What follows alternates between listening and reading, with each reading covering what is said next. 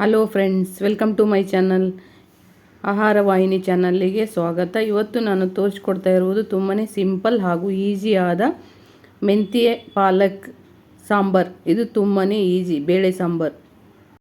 ಒಂದು ಕುಕ್ಕರಲ್ಲಿ 1 ಬಟ್ಟಲು ತೊಗರಿಬೇಳೆಯನ್ನು ಹಾಕಿ, ಬೆಳ್ಳುಳ್ಳಿ 4 ಪೀಸು, ಒಂದು ಹಸಿಮೆಣಸಿಕಾಯಿ ಹಾಕಿ, ಕೊತ್ತಂಬರಿ ಸೊಪ್ಪು, ಅರಿಶಿಣ ಪುಡಿಯನ್ನು ಹಾಕಿ, ಸ್ವಲ್ಪ ಕರಿಬೇವನ್ನು ಹಾಕಿ ಚೆನ್ನಾಗಿ ಕುದಿಸಿಟ್ಟುಕೊಳ್ಳಿ. ಸೊಪ್ಪನ್ನು ಮೊದಲಿಗೆ ತೊಳೆದಿಟ್ಟುಕೊಳ್ಳಿ.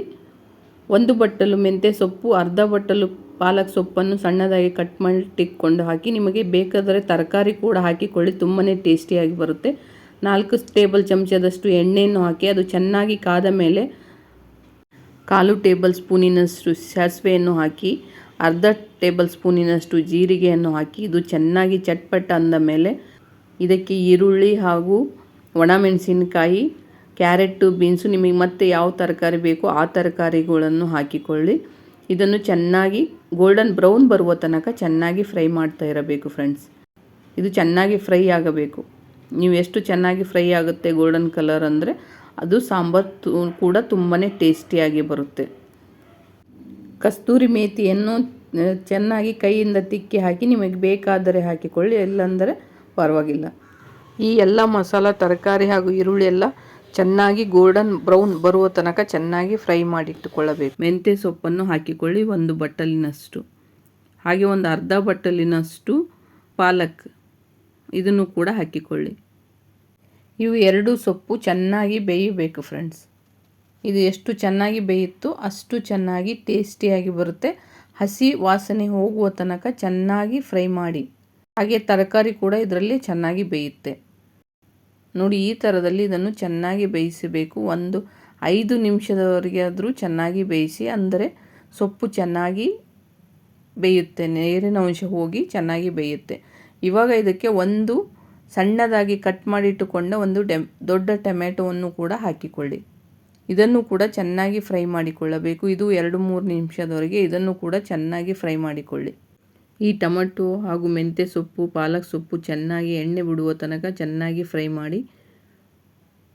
ಇದು ಸಾಂಬಾರು ತುಂಬಾ ಟೇಸ್ಟಿಯಾಗಿರುತ್ತೆ ಫ್ರೆಂಡ್ಸ್. ಒಂದ್ಸರಿ ಟ್ರೈ ಮಾಡಿ ನೋಡಿ. ಇವಾಗ ಇದು ಚೆನ್ನಾಗಿ ಫ್ರೈ ಆಗಿದೆ. ನಿಮಗೆ ಇದನ್ನು ದಾಲ್ ಥರನೂ ಮಾಡಿಕೊಳ್ಳಬಹುದು. ತಿಕ್ನೆಸ್ ಮಾಡಿಕೊಂಡರೆ ರೊಟ್ಟಿ, ಚಪಾತಿ, ರೈಸ್ ಇವು ಬರುತ್ತೆ.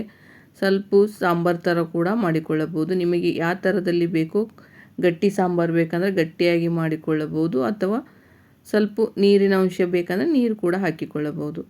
ಆ ಥರದಲ್ಲಿ ಇದನ್ನು ಮಾಡಿಕೊಳ್ಳಿ ಸಾಂಬಾರು. ಇದಕ್ಕೆ ಬೇಕಾಗಿರುವುದು 2 ಟೇಬಲ್ ಸ್ಪೂನ್ ಸಾಂಬಾರು ಪುಡಿಯನ್ನು ಹಾಕಿ, ಹಾಗೆ 1/4 ಟೇಬಲ್ ಸ್ಪೂನ್ ಅರಿಶಿಣ ಪುಡಿಯನ್ನು ಹಾಕಿ, 1 ಟೇಬಲ್ ಸ್ಪೂನ್ ಖಾರದ ಪುಡಿಯನ್ನು ಹಾಕಿ, ಇದನ್ನು ಚೆನ್ನಾಗಿ ಮಿಕ್ಸ್ ಮಾಡಿ. ಈ ಮಸಾಲ ಚೆನ್ನಾಗಿ ಮಿಕ್ಸ್ ಆಗುವವರೆಗೆ ಇದನ್ನು ಚೆನ್ನಾಗಿ ಮಿಕ್ಸ್ ಮಾಡಿಕೊಳ್ಳಬೇಕು ಫ್ರೆಂಡ್ಸ್. ತಳ ಅಂಟದ ಹಾಗೆ ಚೆನ್ನಾಗಿ ಮಿಕ್ಸ್ ಮಾಡ್ತಾಯಿರಿ. ನೋಡಿ, ಈ ಥರದಲ್ಲಿ ಚೆನ್ನಾಗಿ ಮಿಕ್ಸ್ ಮಾಡಬೇಕು. ಇದಕ್ಕೆ 1 ಟೇಬಲ್ ಸ್ಪೂನ್ ಉಪ್ಪನ್ನು ಹಾಕಿ, ಅಥವಾ ನಿಮಗೆ ರುಚಿಗೆ ತಕ್ಕಷ್ಟು ಉಪ್ಪನ್ನು ಕೂಡ ಹಾಕಿಕೊಳ್ಳಬಹುದು. ಇದನ್ನು ಚೆನ್ನಾಗಿ ಮಿಕ್ಸ್ ಮಾಡಿ. ಇವಾಗ ನಾವು ಬೇಳೆಯನ್ನು ಚೆನ್ನಾಗಿ ಕುದಿಸಿ ಮಸದಿಟ್ಟುಕೊಂಡ ಬೇಳೆಯನ್ನು ಇದಕ್ಕೆ ಹಾಕಿಕೊಳ್ಳಬೇಕು. ನೋಡಿ, ಬೇಳೆಯನ್ನು ಈ ಥರದಲ್ಲಿ ಇದಕ್ಕೆ ಹಾಕಿ, ನಿಮಗೆ ಗಟ್ಟಿ ಬೇಳೆ, ದಾಲ್ ತಡಕ ಅಂತಾರಲ್ಲ ಆ ಥರದಲ್ಲಿ ಕೂಡ ಮಾಡಿಕೊಳ್ಳಬಹುದು. ಚೆನ್ನಾಗಿ ಮಿಕ್ಸ್ ಮಾಡಿಕೊಳ್ಳಿ ಫ್ರೆಂಡ್ಸ್. ಇದನ್ನು ಚೆನ್ನಾಗಿ ಮಿಕ್ಸ್ ಮಾಡಿ, ಒಂದು ಅರ್ಧ ಕಪ್ಪಿನಷ್ಟು ನೀರನ್ನು ಹಾಕಿ 2-3 ನಿಮಿಷ ಇದನ್ನು ಚೆನ್ನಾಗಿ ಕುದಿಯಲು ಬಿಡಬೇಕು ಫ್ರೆಂಡ್ಸ್. ನೋಡಿ, ಈ ಥರದಲ್ಲಿ ಇದು ಚೆನ್ನಾಗಿ ಮಿಕ್ಸ್ ಮಾಡಿ ಇದನ್ನು 2-3 ನಿಮಿಷ ಚೆನ್ನಾಗಿ ಕುದಿಯಲು ಬಿಡಿ. ಇದಕ್ಕೆ ಒಂದು ಅರ್ಧ ಇಂಚಿನಷ್ಟು ಹುಣಸೆಹಣ್ಣನ್ನು ಹಾಕಿ. ನಿಮಗೆ ಹುಣಸೆಹಣ್ಣು ಲಿಕ್ವಿಡ್ ಆದರೂ ಹಾಕಿಕೊಳ್ಳಿ, ಅಥವಾ ಒಂದು ಅರ್ಧ ಇಂಚು ಇದರಲ್ಲೇ ತೊಳೆದು ಹುಣಸೆಹಣ್ಣು ಹಾಕಿ. ಇದನ್ನು ಚೆನ್ನಾಗಿ ಮಿಕ್ಸ್ ಮಾಡಿ. ಹಾಗೆ ಒಂದು ಅರ್ಧ ಇಂಚಿನಷ್ಟು ಬೆಲ್ಲವನ್ನು, ನಿಮಗೆ ಬೇಕನ್ನಿಸಿದರೆ ಬೆಲ್ಲವನ್ನು ಕೂಡ ಹಾಕಿಕೊಳ್ಳಿ. ಇವಾಗ ಇದನ್ನು ಚೆನ್ನಾಗಿ ಮಿಕ್ಸ್ ಮಾಡಿಕೊಳ್ಳಿ ಫ್ರೆಂಡ್ಸ್. ನೋಡಿ, ಈ ಥರದಲ್ಲಿ ಇದು ಚೆನ್ನಾಗಿ ಕುದಿಯಬೇಕು. ಇವಾಗ ನಿಮಗೆ ಎಷ್ಟು ಬೇಕೋ ಅಷ್ಟು ಸಣ್ಣದಾಗಿ ಕಟ್ ಮಾಡಿಟ್ಟುಕೊಂಡ ಕೊತ್ತಂಬರಿ ಸೊಪ್ಪನ್ನು ಕೂಡ ಇದಕ್ಕೆ ಹಾಕಿ.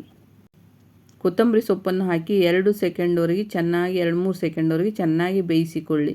ನೋಡಿ ಈ ಥರದಲ್ಲಿ ಚೆನ್ನಾಗಿ ಇವಾಗ ಕುದೀತಾ ಇದೆ. ಇವಾಗ ಮೆಂತ್ಯ ಹಾಗೂ ಪಾಲಕ್ ವೆಜಿಟೇಬಲ್ ಸಾಂಬಾರ್ ರೆಡಿ. ಫ್ರೆಂಡ್ಸ್, ಇನ್ನೂ ನನ್ನ ಚಾನಲ್ಗೆ ಯಾರು ಸಬ್ಸ್ಕ್ರೈಬ್ ಆಗಿಲ್ಲ ಅಂದರೆ ಸಬ್ಸ್ಕ್ರೈಬ್ ಮಾಡ್ಕೊಳ್ಳಿ, ಶೇರ್ ಮಾಡಿ, ಲೈಕ್ ಮಾಡಿ, ಬೆಲ್ ಐಕನ್ ಒತ್ತಿ ಫ್ರೆಂಡ್ಸ್.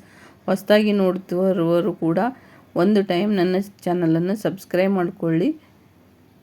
ಬೆಲ್ ಐಕನ್ ಒತ್ತಿದರೆ ನೋಟಿಫಿಕೇಷನ್ ನಿಮಗೆ ಫಸ್ಟ್ ಬರುತ್ತೆ ಫ್ರೆಂಡ್ಸ್.